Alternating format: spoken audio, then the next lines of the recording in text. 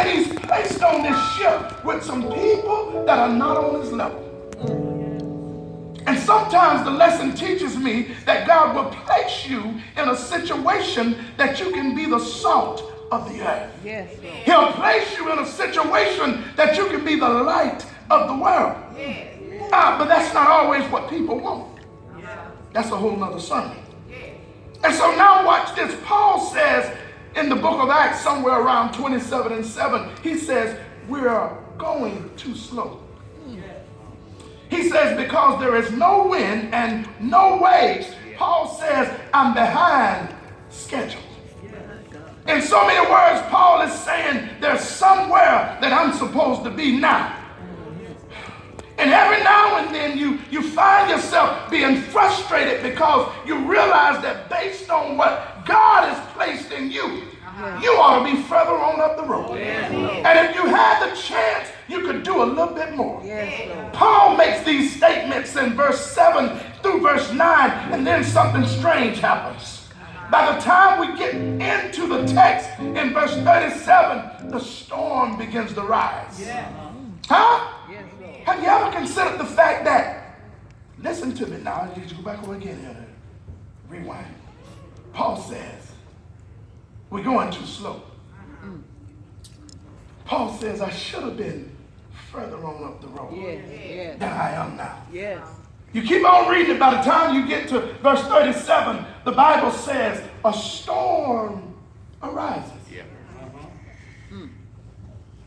Every storm that rises is not to destroy you. Amen. Every storm that comes in your life is not to cause you to have trouble. But have you ever considered the fact that if it had not been for the storm, you'd still be stuck in some stuff? Amen. Have you ever considered the fact that if it had not been for the storm, you'd still be off schedule?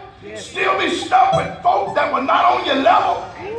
But the storms come not only to find you, but to find out some stuff.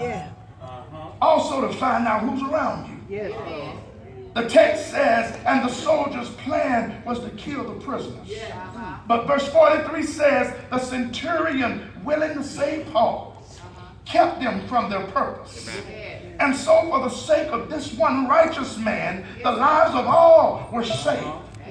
And I'm saying to someone on this day, because of your stand, because of your belief in God, because you said, I don't care what they do, I don't care what they say, I'm still going to stand for the Lord. There's some folk in your sphere of influence, your children, your grandchildren, your mama, your daddy, your brother, your sister. Somebody going to get a spillover blessing.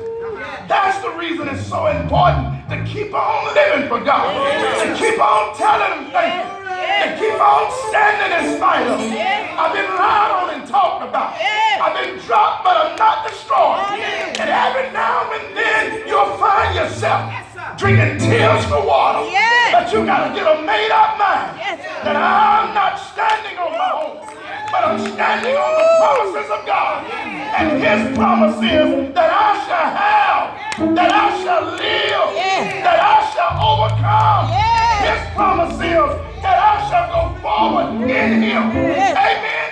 He says it in Jeremiah 29:11. I have a plan for you. Yes, God. A predestined plan. Come on, stand on your feet in the middle. There you go.